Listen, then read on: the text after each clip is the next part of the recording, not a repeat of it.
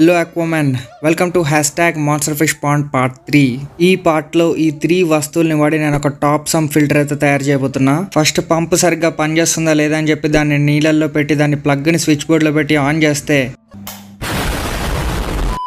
Pump బ్రహ్మాండంగా పనిచేస్తుంది. కాకపోతే ప్రెషరే చాలా ఎక్కువ వస్తుంది. ఇంకా అదే పంప్ కి మనం తెచ్చుకున్న ట్రాన్స్పరెంట్ పైప్ ని కూడా కనెక్ట్ చేస్తాను. ఇంకా వాటర్ ఫ్లో కోసం మనం తెచ్చుకున్న పూల కుండికి బొక్కలైతే పెట్టుకుంటున్నాను. అందరూ పూల కుండికి కింద బొక్కలు పెడితే నేను చూడండి పైన బొక్కలు పెడుతున్నాను.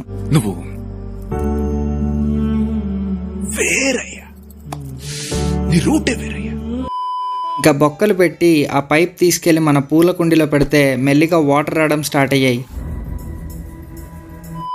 ఫ్లో చెక్ చేయడానికి చాలాసేపు అట్లనే ఉంచా పైప్ని. పర్ఫెక్ట్గా ఫ్లో సరిపోయింది.